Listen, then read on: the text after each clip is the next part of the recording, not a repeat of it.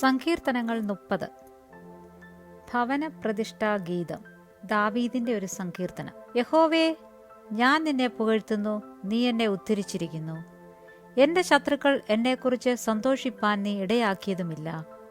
എന്റെ ദൈവമായ യഹോവേ, ഞാൻ നിന്നോട് നിലവിളിച്ചു, നീ എന്നെ സൗഖ്യമാക്കുകയും ചെയ്തു. യഹോവേ, നീ എന്റെ പ്രാണനെ പാതാളത്തിൽ നിന്ന് കരയേറ്റിയിരിക്കുന്നു. ഞാൻ കുഴിയിൽ ഇറങ്ങിപ്പോകാതിരിക്കേണ്ടതിന് നീ എനിക്ക് ജീവരക്ഷ വരുത്തിയിരിക്കുന്നു. യഹോവയുടെ വിശുദ്ധന്മാരെ, അവന് സ്തുതി പാടുവീൻ. അവന്റെ വിശുദ്ധ നാമത്തിന് സ്തോത്രം ചെയ്യുവീൻ. അവന്റെ കോപം ക്ഷണനേരത്തേക്കേയുള്ളൂ, അവന്റെ പ്രസാദമോ ജീവപര്യന്തമുള്ളത്. സന്ധ്യയെങ്കിൽ കരച്ചിൽ വന്ന് രാപാർക്കും, ഉഷസ്സിലോ ആനന്ദഘോഷം വരുന്നു.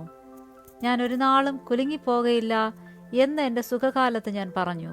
യഹോവേ, നിന്റെ പ്രസാദത്താൽ നീ എൻ്റെ പർവ്വതത്തെ ഉറച്ചു നിൽക്കുമാറാക്കി. നീ നിന്റെ മുഖത്തെ മറച്ചു, ഞാൻ ഭ്രമിച്ചുപോയി. യഹോവേ, ഞാൻ നിന്നോട് നിലവിളിച്ചു, യഹോവയോട് ഞാൻ യാചിച്ചു. ഞാൻ കുഴിയിൽ ഇറങ്ങിപ്പോയാൽ എൻ്റെ രക്തം കൊണ്ട് എന്ത് ലാഭമുള്ളൂ? ധൂളി നിന്നെ സ്തുതിക്കുമോ? അത് നിന്റെ സത്യത്തെ പ്രസ്താവിക്കുമോ? യഹോവേ, കേൾക്കണമേ, എന്നോട് കരുണയുണ്ടാകണമേ. യഹോവേ, എൻ്റെ രക്ഷകനായിരിക്കണമേ.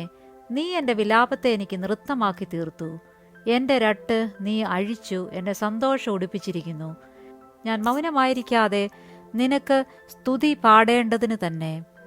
എൻ്റെ ദൈവമായ യഹോവേ, ഞാൻ എന്നേക്കും നിനക്ക് സ്തോത്രം ചെയ്യും.